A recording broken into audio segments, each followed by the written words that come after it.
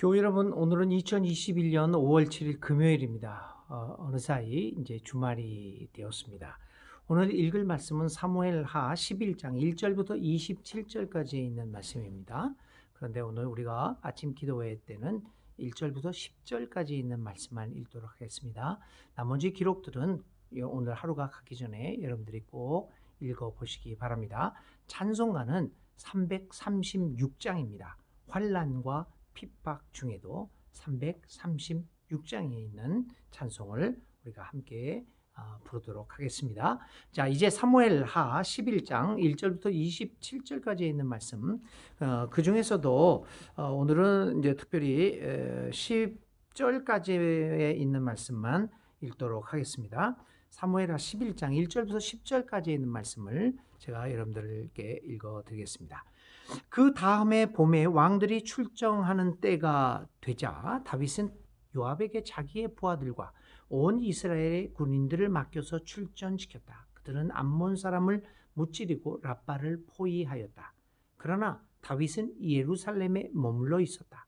어느 날 저녁에 다윗은 잠깐 눈을 붙였다가 일어나 왕궁의 옥상에 올라가서 거닐었다. 그때 그는 한 여인이 목욕하는 모습을 옥상에서 내려다 보았다. 그 여인은 아주 아름다웠다. 다윗은 신하를 보내서 그 여인이 누구인지 알아보게 하였다. 다녀온 신하가 그 여인은 엘리암의 딸로서 햇사람 우리아의 아내 밧세바라고 하였다.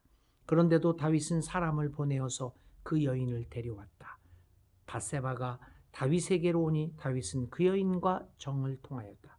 그 여인은 마침 부정한 몸을 깨끗하게 씻고 난 다음이었다. 그런 다음에 밧세바는 다시 자기의 집으로 돌아갔다. 얼마 뒤에 그 여인은 자기가 임신한 것을 알고 다윗에게 사람을 보내서 자기가 임신하였다는 사실을 알렸다. 다윗이 그 소식을 듣고는 요압에게 전가를 보내서 햇사람 우리아를 왕궁으로 보내게 하였다. 요압이 우리아를 다윗에게 보내니 우리아가 다윗에게로 왔다. 다윗은 요압의 안부와 군인들의 안부를 묻고 싸움터의 형편도 물었다. 그런 다음에 다윗은 우리아에게 말하였다. 이제 그대의 집으로 내려가서 목욕을 하고 쉬어라. 우리아가 어전에서 물러가니 왕은 먹을 것을 함께 딸려서 보냈다. 그러나 우리아는 자기 상전의 종들과 함께 대궐 문간에 누워서 자고 자기 집으로는 내려가지 않았다. 다윗은 우리아가 자기 집으로 내려가지 않았다는 말을 듣고 원정길에서 돌아왔는데 왜 집으로 내려가지 않는지를 우리아에게 물었다. 우리아가 다윗에게 대답하였다. 언약궤와 이스라엘과 유다가 모두 장막을 치고 지내며 저희 상관이신 요압 장군과 임금님의 모든 신하가 벌판에서 진을 치고 있습니다. 그런데 어찌 저만 홀로 집으로 돌아가서 먹고 마시고 나의 아내와 잠자리를 같이 할 수가 있겠습니까? 임금님이 확실히 살아 계심과 또 임금님의 생명을 걸고 맹세합니다. 그런 일은 제가 하지 않겠습니다. 아멘. 하나님의 말씀입니다. 우리 함께 기도드리겠습니다. 하나님 아버지, 오늘 사무엘하 11장 읽습니다. 11장을 통하여 오늘 우리에게 주시는 하나님의 음성에 귀를 기울이는 귀한 시간 되게 하여 주옵소서. 예수님의 이름으로 기도를 드립니다. 아멘. 사무엘하 11장은 이제 다윗이 행한 그의 생애에서 씻을 수 없는 실수에 대하여 기록을 하고 있습니다. 그뿐만 아니라 다윗은 그 실수를 덮기 위하여 더 많은 죄악을 저지르게 됩니다. 성서는 이스라엘 역사에서 가장 위대했던 왕 다윗의 죄악에 대하여 과감없이 기록하고 있습니다. 왜 다윗은 이런 어처구니 없는 죄악을 저지르게 되었을까? 우리는 다윗이 자행하고 있는 잘못을 목격하면서 하나님 앞에서 우리 존재가, 인간 존재가 얼마나 죄악으로 가득 찬 존재인가를 깨닫게 됩니다. 그리고 우리 모두에게 죄의 문제는 심각하고 진지한 문제임을 보게 될 것입니다. 오늘의 기록의 내용은, 사건의 내용은 그리 복잡한 것이 아닙니다. 내용을 요약하면 다음과 같습니다. 다윗이 어느 날 왕궁의 옥상에 올라가서 한가하게 거닐고 있었습니다. 그러던 도중 아랫집에서 한 여인이 목욕하는 장면을 목격하게 되고 그 여인을 취하게 됩니다. 그리고 자신의 죄악을 감추기 위해 그의 남편을 이용하려 하였지만 여의치 않자 결국 그를 음모를 꾸며 전쟁터에서 죽게 만들었습니다. 그리고 그 여인을 공식으로 아내로 맞이하여 드렸다는 내용입니다. 자, 우리는 오늘 이 이야기를 통하여 인간의 실종과 연관하여 몇 가지 교훈을 생각해 보고자 합니다. 하나님이 우리에게 이 이야기를 통하여 들려주시는 가르침이 무엇인가에 귀를 기울여 보려고 합니다. 오늘의 말씀은 어처구니 없고 그리고 우리 모두를 우울하게 만드는 슬픈 이야기입니다. 성경은 이 이야기를 다음과 같이 시작합니다. 우리는 여기서 성서 기자의 매우 탁월한 인간 철학과 인생관을 엿볼 수 있습니다. 1절에 있는 말씀입니다. 그 다음 해 봄에 왕들이 출전하는 때가 되자, 왕들이 출전하는 때입니다. 왕들이 출전하는 때가 되자 다윗은 요압에게 자기의 부하들과 온 이스라엘의 군인들을 맡겨서 출전시켰다. 그들은 암몬 사람을 무찌르고 라빠를 포위하였다. 그러나 다윗은 예루살렘에 머물러 있었다. 다음 해에 왕들이 출전하는 때라고 하는 말과 1절의 마지막, 그러나 다윗은 예루살렘에 머물러 있었다. 고대 근동의 전쟁은 왕의 출전을 전제하고 있습니다. 왕은 맨 앞에 서서 그 전쟁을 이끕니다. 진두지휘를 합니다. 그럼에도 불구하고 다윗은 전쟁이 시작되는 때가 되었습니다. 그런데 자신이 나서지를 않습니다. 성경은 뭐라고 얘기하냐면 요압을 대신 보내어 전쟁에 임하게 하고 있다라고 말합니다. 그리고 그는 예루살렘에 머물고 있었다라고 기록합니다. 왕들이 출전하는 때입니다. 다윗은 요압에게 맡깁니다. 그리고 그는 예루살렘에 머뭅니다. 이것이 1절에 아주 간단하게 요약한 내용입니다. 성서 기자는 이 사실을 다윗의 그 끔찍한 엄청난 범죄 사실을, 그 범죄 행위를 보도하고 있는 사무엘하 11장에 이렇게 기록을 남김으로써 놀라운 역사적 통찰력을 보여주고 있습니다. 다시 말하면 다윗이 왜 이런 범죄를 저질렀을까요? 그것은 그가 전쟁에 나서지 않고 예루살렘에 머물러 있었다는 사실로부터 시작하고 있습니다. 그러면 다윗은 왜 전쟁에 나서지 않고 예루살렘에 머물러 있었을까요? 아마 그의 마음속에는 이제 이만하면 됐다라고 하는 생각이 자리 잡고 있었을 것입니다. 남유다와 북이스라엘을 다스리는 통일 왕국의 왕이 되었습니다. 이제 직접 전쟁에 나서는 것은 가당치 않은 것으로 보았을지도 모릅니다. 그는 이미 성공하였기 때문입니다. 그는 이미 성공한 왕으로서 자기를 자리매김하고 있었는지도 모릅니다. 다윗의 마음에 이만하면 됐다, 성공했다는 생각이 들어가자 더 이상 전쟁에 나서고 싶지 않았을 것입니다. 왕이 왜 직접 전쟁에 나갑니까? 그 직접 전쟁에 나가는 것은 시시각각으로 다가오는 그 생명의 위험 속에서, 죽음의 협박 속에서 하나님의 함께하심과 도우심을 직접적으로 체험하는 것을 의미했습니다. 그래서 왕이 전쟁 전면에 나서는 겁니다. 왕은 직접 전쟁에 참여함으로써 진두지휘에 나섬으로써 자기의 생명을 보호하는 하나님과 직접 만나는 체험을 했던 것입니다. 그래서 그렇게 체험을 함으로써 하나님에 대한 신뢰를 더욱더 가지게 되고 그 믿음으로 그 나라를 다스리고 사람들로부터는 그 확신으로 인하여 사람들로부터는 존경을 받게 되었던 것입니다. 그게 왕이 하는 일이었습니다. 그런데 이제 다윗에게 그렇게 전쟁 진두에서 생명의 위협 속에서 만나는 하나님과의 체험은 그리 중요한 일이 아니었습니다. 왜냐하면 그는 혼자서 충분히 살아갈 수 있는 능력을 갖추고 있었기 때문일지도 모릅니다. 그는 하나님 없이 홀로 서기에 성공하였다는 생각을 갖고 있었는지도 모릅니다. 그 홀로 서고자 하는 그 순간 그는 그만 유혹의 늪에 빠져들고 말았습니다.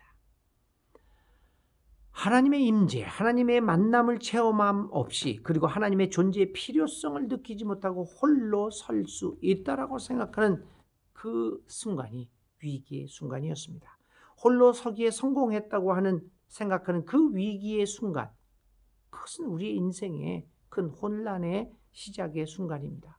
다윗은 전쟁에 나서지 않고 예루살렘에 머물고 있으면서 생애에 씻을 수 없는 범죄를 자행하게 되었음을 기억합시다. 오늘 우리는 어떠합니까? 오늘 우리 교회는 어떠합니까? 이제 한국 사회에서 어느 누구도 함부로 교회를 무시할 수 없을 정도로 우리는 힘을 가지고 있습니다. 우리는 이미 성공한 사람들이라고 생각합니다. 이제 직접 전쟁에 나설 필요는 없습니다. 높은 자리에서 명령만 내리면 되는 성공한 위치에 있기 때문입니다. 혹시 오늘 믿는 이들과 교회는 전쟁에 직접 나서지 않고 예루살렘에 머물러 있기만 하는 모습을 보이고 있는 것은 아닌지 돌아보아야 합니다. 예루살렘에만 머물러 있는 것은 위기임을 볼 수 있어야 합니다. 다윗은 어느 누구도 모르게 그 일을 자행합니다. 그러나 범죄의 결과는 예기치 않은 곳에서 소리를 내기 시작합니다. 하나님의 섭리는 얼마나 놀랍고 무서운 것입니까? 하나님은 우리가 전혀 예상치 못하였던 곳으로부터 우리의 범죄를 드러나게 하셨습니다. 밧세바의 임신 소식이 그것입니다. 하나님은 오늘도 우리에게 여러 가지 경로를 통하여 우리의 죄악의 문제를 지적하고 계십니다. 많은 사람들이 기독교를 향하여 비판의 소리를 냅니다. 그것도 아닐까요? 그 기독교를 향한도 그 하나님의 경고의 소리가 아닐까요? 우리는 깨어 기도함으로 우리에게 경고하시는 하나님의 음성을 즉각적으로 알아듣고 거기에 응답하고 우리의 죄악을 회개하고 다시금 하나님께로 돌아와야 합니다. 하나님 앞에서 숨겨질 죄악은 하나도 없음을 깨달아야 합니다. 주님의 경고하시는 음성에 민감해질 수 있는 영적 각성을 위해서 우리는 기도해야 합니다. 자, 이렇게 밧세바의 임신 소식을 접한 다윗은 하나님의 뜻을 이해하지 못하고 자신의 잘못을 감추기 위해 무리한 일들을 자행하게 됩니다. 이렇게 함으로써 그의 죄악은 점점 깊어져 갑니다. 결국 그의 죄악으로 인하여 선한 사람, 그리고 다윗의 충성되었던 부하 장군 우리아도 억울한 죽음을 당합니다. 한 사람의 죄악은 당사자의 생애에만 영향을 미치는 것이 아닙니다. 특히 한 지도자의 죄악은 공동체를 위기에 빠뜨리게 할 수 있음을 기억해야 합니다. 오늘 우리 믿는 이들은 세상을 향한 소금과 빛으로 부름을 받았습니다. 다시 말하면 이 사회의 썩어짐을 막고 나아가 방향을 제시하기 위하여 앞서서 길을 밝혀주어야 하는 사명을 받았다는 의미에서 우리 믿는 이들은 모두 지도자로서 그리고 길 안내자로서 이 땅 위에서 살아가고 있는 것입니다.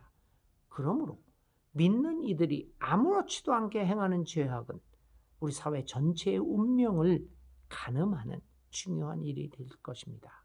그것을 자각하고 늘 하나님 앞에서 우리의 삶을 성찰해 나가야 합니다. 오늘 이 사무엘하 11장에서 우리는 우리아의 억울한 죽음을 언급하지 않을 수 없습니다. 그가 죽은 이유는 한 가지입니다. 자기의 왕 다윗에게 충성하였고 또 자신의 삶에 충실하였다는 것입니다. 그는 집으로 내려가서 쉬라는 왕의 명령을 받고 이렇게 말합니다. 11절입니다. 언약궤와 이스라엘과 유다가 모두 장막을 치고 지내며 저희 상관이신 요압 장군과 임금님의 모든 신하가 벌판에서 진을 치고 있습니다. 그런데 어찌 저만 홀로 집으로 돌아가서 먹고 마시고 나의 아내와 잠자리를 같이 할 수가 있겠습니까? 죄악이 가득 찬 세상은 이런 충신을 알아보지 못하고 오히려 그를 미워하고 죽이기까지 합니다. 예수님은 이렇게 말합니다. 너희가 세상에 속하였더라면 세상이 너희를 자기 사람이라고 하여 사랑했을 것이다. 그러나 너희는 세상에 속하지 않고 도리어 내가 너희를 세상에서 가려 뽑았으므로 세상이 너를 미워한다. 요한복음 15장 19절 말씀입니다. 죄악의 세상에서 의인들의 고난과 억울한 죽음은 피할 수 없는 것입니다. 그러나 그것이 고난과 죽음의 길이라고 할지라도 믿는 이들은 의인의 삶을 포기할 수 없습니다.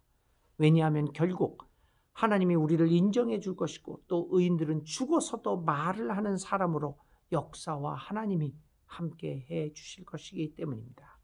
오늘 우리에게 필요한 것은 바로 우리아와 같은 하나님의 충실한 일꾼이 아니겠습니까? 바로 내가 그러한 우리아와 같은 충실한 하나님의 일꾼의 삶을 살아가야 되지 않겠습니까? 오늘의 기도드립니다. 주님, 오늘 이 아침에 참담한 심정으로 오늘의 말씀을 읽습니다. 다윗의 범죄가 그의 범죄를 넘어서서 우리 모두의 죄악임을 보면서 참담해지지 않을 수 없습니다. 죄악된 우리의 삶에서 우리를 구원하실 분은 오직 예수님밖에 없음을 고백하면서 주님 앞에 엎드립니다. 주여, 우리를 불쌍히 여기시고 우리에게 자비를 베푸소서. 우리를 용서하시고 주의 넓은 사랑의 품으로 안아 주소서. 오직 주님만이 우리의 구원자이심을 고백합니다. 예수님의 이름으로 간절히 기도를 드립니다. 아멘. 오늘 우리들이 마음속에 간직하고 생각하며 머물려고 하는 머금의 단어는 이렇습니다. 예루살렘에 홀로 머물다. 하나님의 임재를 체험하지 않고 그저 이제 홀로 서기에 바쁜, 그래서 예루살렘에 혼자 전쟁에 나서지 않고 홀로 남았던 다윗의 모습을 마음에 두면서 그 단어를 중심으로 기도해 보시기 바랍니다. 오늘의 실천입니다. 오늘 우리의 교회는 교회라고 하는 예루살렘 성 안에 머물고 있는 것은 아닌지 살펴봅시다. 오늘 우리들이 하고 있는 일들이 얼마나 세상과 소통하는 일인가를 살펴보고 오늘 우리가 할 수 있는 사회와 세상과 소통하는 일, 할 수 있는 일 한 가지를 찾아보고 실천해 보시기를 바랍니다. 오늘 금요일 주말입니다. 또 주말도 잘 지내시고 이번 주일날 또 반갑게 하나님 앞에 예배를 드리면서 주님 안에서 만납시다. 오늘 하루도 건강하고 행복한 삶을 보내시기 바랍니다.